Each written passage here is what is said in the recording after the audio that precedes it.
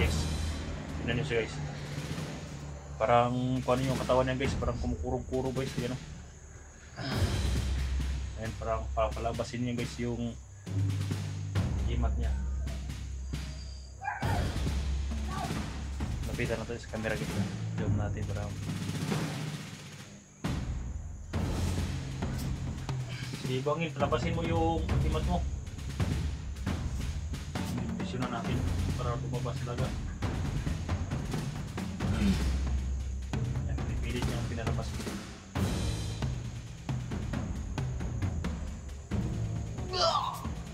Yan. Guys, pinalabas guys. Mga pulang kulor guys.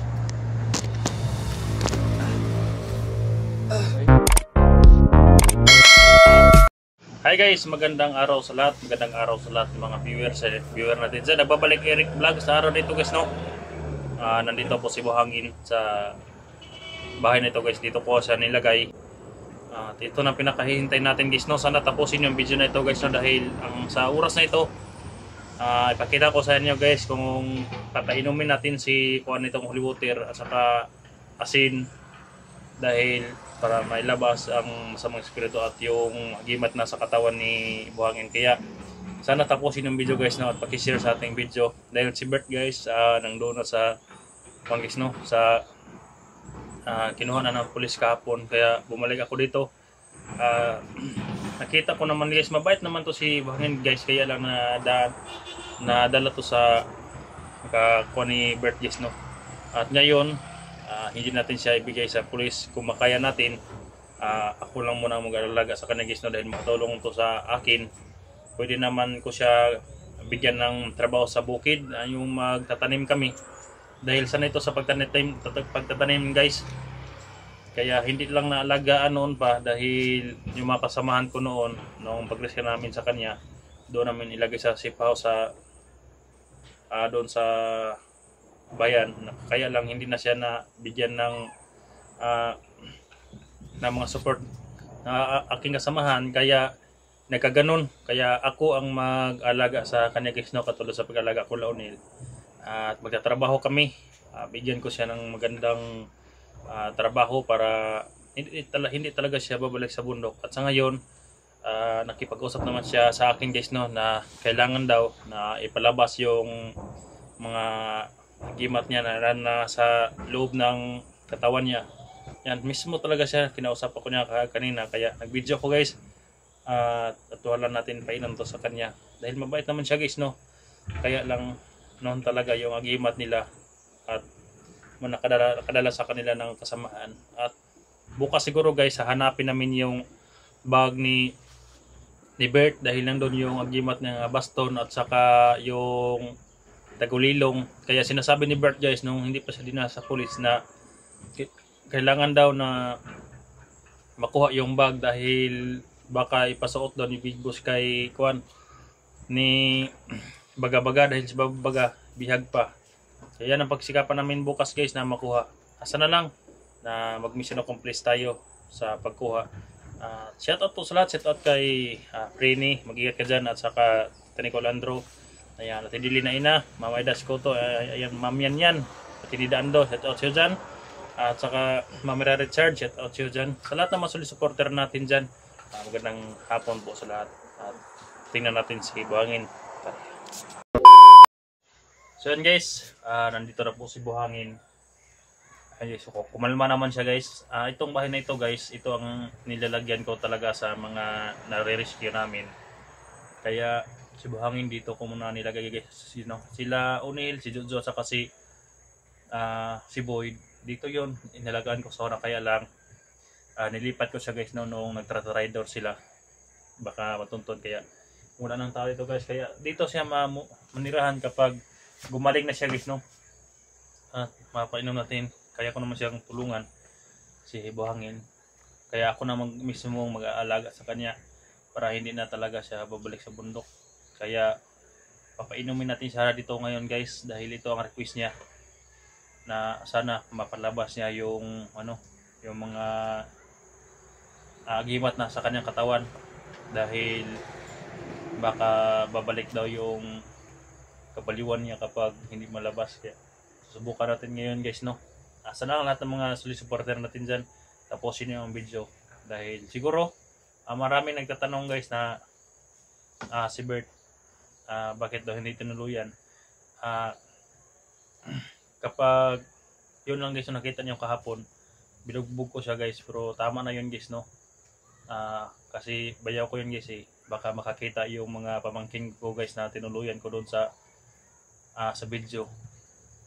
May makasama naman ako guys, no, kaya pinaubaya ko sa kanila dahil kapag titirahin ko doon si Bert sa video, baka tumingin yung mga pamangkin ko guys, no, sa video. Kaya nag-iingat din ako guys dahil baka masaktan yung kapatid ko, pamangkin ko. Pero masaya naman sila guys na nandun na si Bert sa kulungan. Sana ang sabi ng mga kapatid ko guys, sana na kapag makalabas daw si Bert at matuluyan na siya magbagong buhay, no. Pero sabi ko na hindi ko muna sila papuntahin kay Bert. Pabayaan muna si Bert doon para makaisip siya ng maganda at maisipan niya yung makasalanan niya.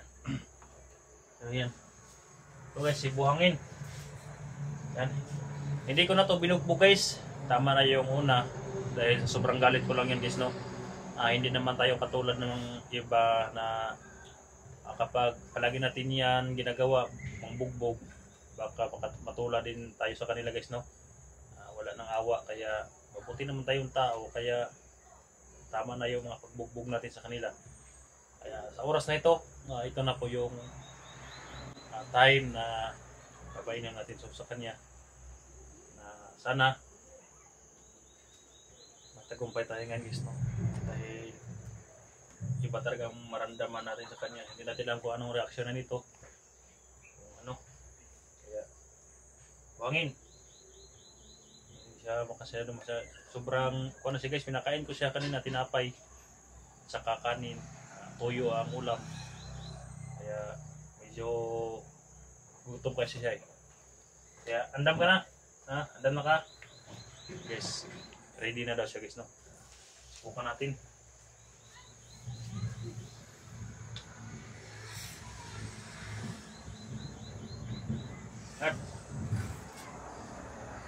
Guys,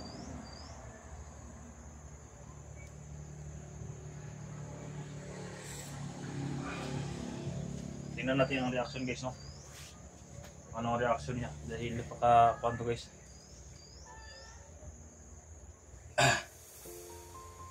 Yan, parang may reaction siya guys, no.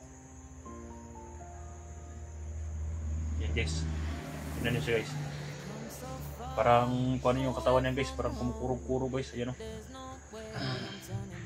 Ayan, parang papalabasin niya guys yung gimat niya. Lapitan natin sa camera guys, zoom natin parang. Ibangin, palabasin mo yung gimat mo. Sindibisyon na natin para lumabas talaga. Pilit niya ang pinalabas guys, no.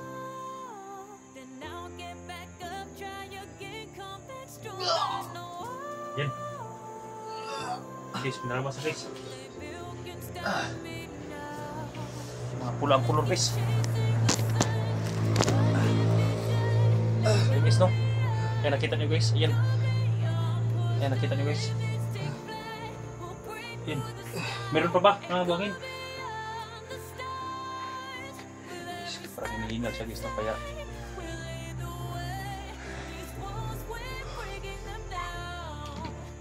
okay ka lang?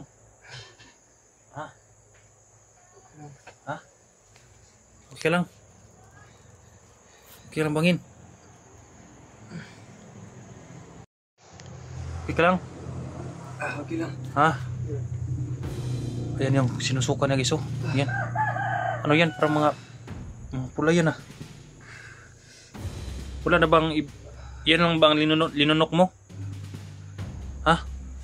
Kuha tayo ng kahoy guys, no? Tingnan natin. Yan ang mga pula. So yan guys, Ayan. Nasaan pa yung iba? Yan po. Yan, mga buto-buto guys na mga pula. Hindi ko alam guys no, kung ano ito. Ayan. Susunugin siguro natin to, buhangin. Ha? Ito lang ba yung inunok mo? Ha? Yan lang ba buhangin? Ha? Hindi natin kung yung reaction na guys. Yan. Yan yung linunok niya guys. Yan, actual yung nakita guys no? Yung paggawa sa kanyang nilunok na kwan. Yan. Okay ka na? Ha? Makapagsalita ka na? Ha? Kumusta yung gibati? Kumusta yung gibati? Ha? Kung ano yung katawan niya guys, parang ano yun? Sa kwan yung nangihina guys ba? Yung gumanon na kayo guys oh. Napapalo. Yan. Hindi natin hawakan yan guys no, dahil susunugin natin yan. Pwede mo na siya sunugon buhangin no. Sunugon na to ng kaning imong gikon niya. Hindi so. Napaka-epektibo talaga to guys oh. Yan. Supla ng alcohol, lagyan ko ng asin talaga at yung holy water. Yan, dahil sabi niya kailangan niyang uminom kaya pinainom natin. Yan, dito ko siya patatiran guys. Ito, yung higaan. Ayan. Hindi ko na to guys no. Kaya ko naman guys, kaya lang si Bert guys pinadala namin dahil iba ang aura ni Bert guys no. Parang hindi pa rin siya nakakausap ng maayos. Kaya ito si Buhangin, nakita ko naman guys na sabi niya gusto siyang magbago. Kailangan niya palabisin yung nilunok niyang ng mga kon guys, ng mga agimat. Iba din yung, kaya pala matigas sila guys no. Kaya may mga nilunok pa sila guys, you know. Ayan. Pwede ko naman siyang tulungan guys no.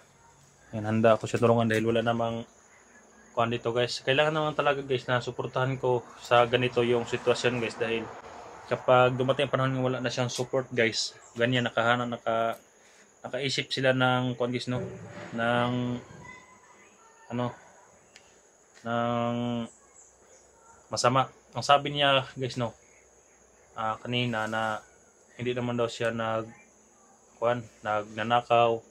Yung trip daw niya sa kanya guys, yung mga bata talaga para ialay sa kanya agimat guys no. Pero wala pa man daw siyang napatay na bata. Dahil kaumpisa pa lang daw yun guys no, na hindi niya makontrol yung kanya, yung katawan niya. Dahil sa mga agimat na yan. Ayan. Pakayo pasaylo sa mga viewers. Buhangin. Pasaylo ako ninyo. Hindi ko kabulas akong gibuhat. Hindi niya alam yung ginagawa niya guys. Guys, si Bert. Wapa kabalo no si Bert. Tuwa na sa pulis. Ha? Si Bert, tuwa na sa pulis.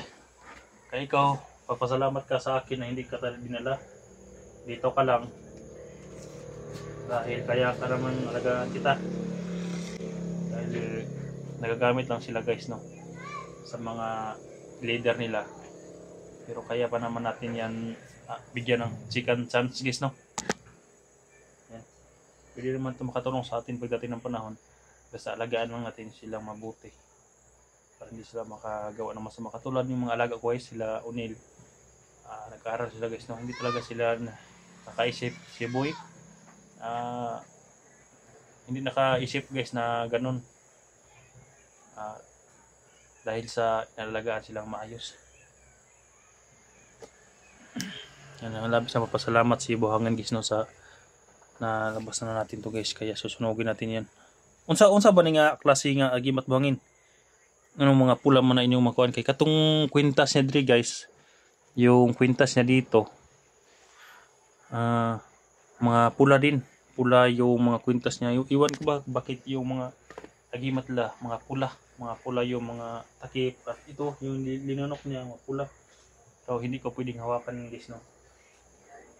Kaya salamat Buhangin niya ay nagiyupagkuan ha, pag trader ha, ay napag huwag ka mag-isip na masama, dahil handa naman kita tutulungan, may tutulong naman sa'yo. Pwede naman kita bilhan ito ng mga bigas kung wala kang bigas. Huwag ka lang magbalik sa masama ha.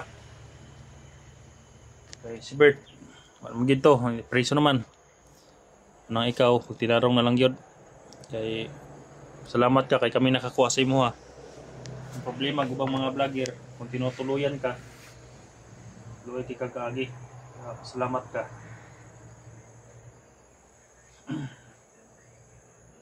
Tinatalian ko pa rin yung kanya guys, yung kanya dahil hindi pa yun lumabas yung itong kanya, agimat niya nasa loob ng katawan, kaya tinalian ko muna siya guys. Pero mamaya tatanggalin ko na lang guys, no, dahil sabi niya guys parang gumaganon-ganon yung mga balat niya guys ba paglabas. Kaya sana tuluyan na siya mga guys, no? maka bagong buhay. Napakapog itong batang to guys, at ayan, may katawan din na kuan guys, no. Kunting tulong natin nito guys, mababago ang buhay nito guys, no. May buhangin. Ayan. Nawa na ako sa kanya guys dahil mga biktima sila, kaya ang tutugusin natin ngayon so, sinasabi nila nga kuan guys na si Big Boss, iba yung Big Boss 44, iba na yung Big Boss nila. Yun ang tutugusin natin at pilitin natin kunin guys, no, yung bag na sinasabi ni Bert nga nandun yung kanyang baston, na hindi talaga niya mapigilan yung sarili niya kapag nandun yun. Kaya labis ako pasalamat guys sa inyong pag-support na hanggang ngayon nakasupport kayo sa akin. Thank you po sa inyong lahat guys, no. Sana ang lahat ng mga vlogger na nagtatrader magbago na at mapasuko natin. Sana lang na wala nang madadamay ng mga inosente na mga tao. Kaya ayan guys, no. Mission accomplished tayo, isang buhay na naman ang ating natulungan si Buhangin. Sana tuloy-tuloy ang kanyang pagbago dito sa bahay na ito. Walang tumira, siya ang patitirahin ko dito. Kaya ayan na po, pag-share sa video natin. Thank you.